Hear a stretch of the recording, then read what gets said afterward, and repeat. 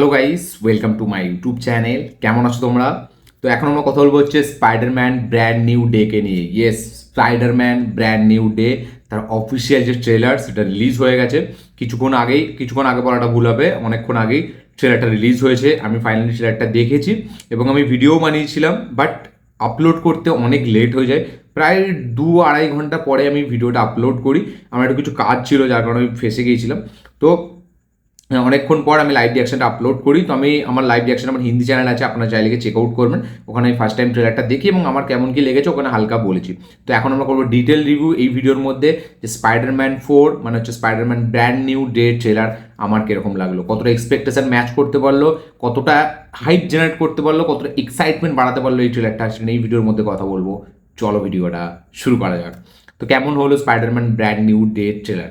দেখুন, এই ট্রেলারটা যে বিশাল কিছু আপনাকে মাথা খারাপ করিয়ে দেবে, একটা নো ওয়ে হোম যেটা করতে পারে যে ট্রেলারটা, বা একটা অ্যাভেঞ্জার্স ইনফিনিটি ওয়ার, বা একটা অ্যাভেঞ্জার্স এন্ড গেম, বা আমি যদি কথা বলি হচ্ছে একটা কি বলবো, একটা সিভিল ওয়ার, মানে মার্ভেলের সিনেমার কথা বলছি আমি, বা স্পাইডারম্যানের যদি আমি কথা বলি তাহলে নো ওয়ে হোম, বা হোম কামিং যেটা করতে পারে। ডেফিনেটলি হোম কামিংকে ভুললে হবে না, কারণ ওখানে যে কেমিওটা ছিল সেটা আলাদা রকম ছিল। তো হোম কামিংও সেই ব্যাপারটা গড়ে তুলতে পারে।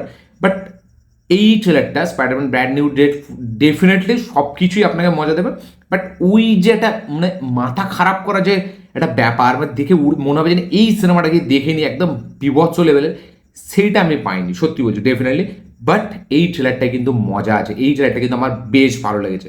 কারণ এই ট্রেলারে আমি যে জিনিসগুলো খুঁজছিলাম, মানে এই যে কেমিওস, পানিশার, এখানে মানে ব্রুস ব্যানার, ঠিক আছে, মানে এরা থাকবে, তো তাদেরকে আমি দেখে খুবই স্যাটিসফাই, এবং তাদের সাথে যেভাবে কেমিস্ট্রিটা এখানে গঠন করেছে আমাদের মানে আমাদের গড়ে তুলেছে এই আমাদের পিটার পার্কারে, সেটা কিন্তু বেশ ভালো। এবং এখানে আমার কাছে আপডেট ছিল যে মানে এখানে আমরা অ্যাংরি হাল্কের সাথে কিন্তু আমরা একটা স্পাইডারম্যানের ফাইট দেখতে পেতে চলেছি। পানিশারের সাথে একটা স্পাইডারম্যানের ফাইট দেখতে চলেছি। তো পানিশারের সাথে তো ফাইটটা আমরা এখানে দেখে নিলাম ট্রেলারে, এবং সেটা কিন্তু খুব ব্যান্ড একটা হেভি, একদম দারুণ মজা লাগছে দেখতে। সেখানে যেরকম ডায়লগ, সেখানে একে অপরের প্রতি ভারী, এমন না যে মানে পানিশার স্পাইডারম্যানের উপরে ভারী, বা স্পাইডারম্যানের যে পাওয়ার সেই হিসাবে পানিশার কিন্তু অনেক ছোট মানে তার কাছে, বাট তার সত্ত্বেও যেভাবে মেনটেন করেছে ওটা দেখতে ভালো লাগছে। তার পাশাপাশি যদি আমি কথা বলি ব্রুস ব্যানারের সাথে যে লড়াইটা, সেটা হয়তো মেবি সিনেমার জন্য লুকিয়ে রেখেছে। এখানে আমরা দেখতে পাচ্ছি যে মানে ব্রুস ব্যানার সে হেল্প করছে মানে একে পিটার পার্কারকে, এবং তার ডিএনএটা কোনোভাবে মিউট্যান্টে পরিণত হচ্ছে। তো সেটা কেন, সেটা আমরা ফিল্ম দেখলে বুঝতে পারবো।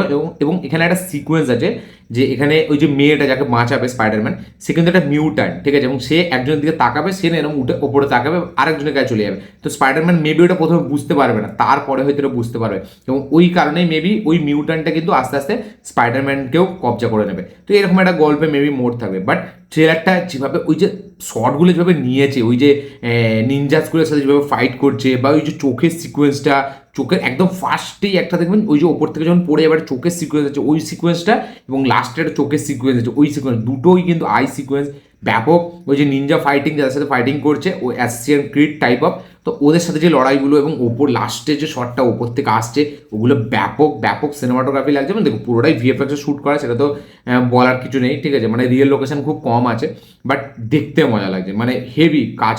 মানে একটা যে ভিজুয়ালি একটা ট্রিটমেন্ট হয় না, একটা ভিজুয়ালি একটা জিনিসকে ব্যাপক একটা এক্সট্রাঅর্ডিনারি করে তোলে, সেটা কিন্তু আছে। তো ভিজুয়াল দিক থেকে কিন্তু ট্রেলারটা হেভি, এবং কিছু কিছু শটের ডিজাইনিং, ওই যে বললাম যেভাবে ওই শটগুলোকে ক্রিয়েট করেছে সেগুলো বেশ ব্যাপক। হ্যাঁ, এই ট্রেলারটা একটু ইমোশনের দিকে এই ট্রেলারটা খেলে, কারণ আমরা 3-তে যেটা দেখেছিলাম যে লাস্টে যেটা হয়েছিল সেটা খুবই ইমোশনাল ছিল, এবং সেটাই কিন্তু এই নো ওয়ে হোমকে একটা ওই লেভেলের কালেকশন এনে দিয়েছিল, 2 বিলিয়ন প্লাস। মানে ওই যে মানে নিজের যে ইয়াদটা, সেটা কিন্তু সবার মানে নিজের যে অস্তিত্বটা, সেটা পুরো পৃথিবীর কাছে মুছে দিতে হবে।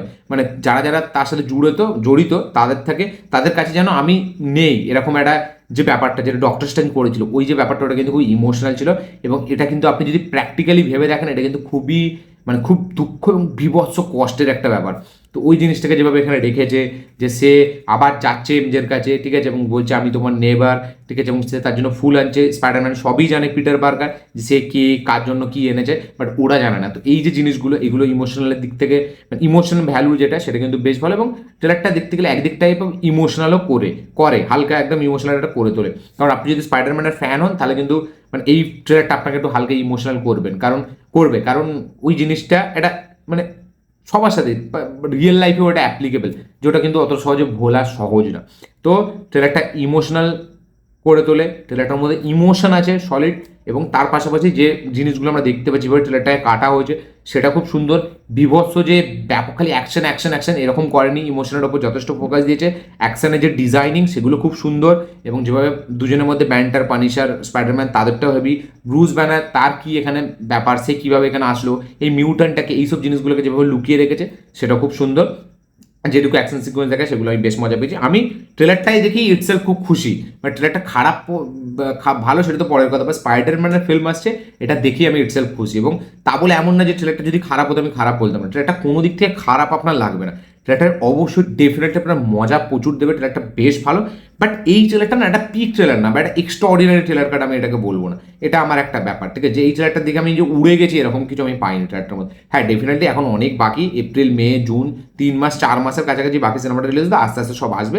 হলিউডে আমরা জানি যে এরকমই হয়, ট্রেলার টিজার অনেকদিন আগে থেকে লঞ্চ করে দেওয়া হয়। তো এই ট্রেলারটা এরকমই সময় আসবে, আমাদের কাছে খবর ছিল আজকে 19 তারিখ, 20 তারিখ আসার কথা ছিল, আপডেট দিয়েছিলাম আমি, আজকে চলে এসছে, এবং কাল থেকে টম হল্যান্ড এটাকে নিয়ে বলেছে।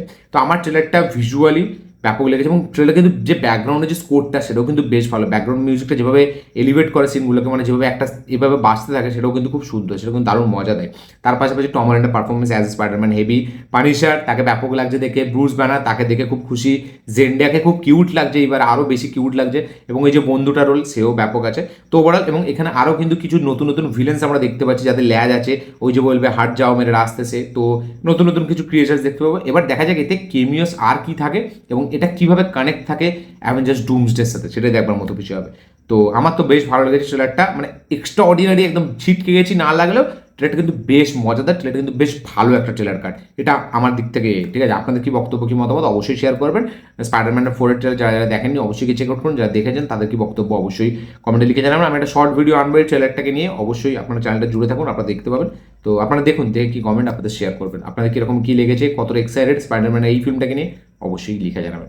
তো এই ছিল আমার ভিডিও, এই ছিল আমার রিভিউ এই ট্রেলারটাকে নিয়ে। ভিডিওটা ভালো লেগে থাকলে লাইক, শেয়ার, কমেন্ট করে দেবেন। চ্যানেল নতুন হলে চ্যানেলটিকে সাবস্ক্রাইব করবেন, বেল আইকনটি প্রেস করতে ভুলবেন না। দেখা হচ্ছে পরের ভিডিওতে, ততক্ষণের জন্য বাই।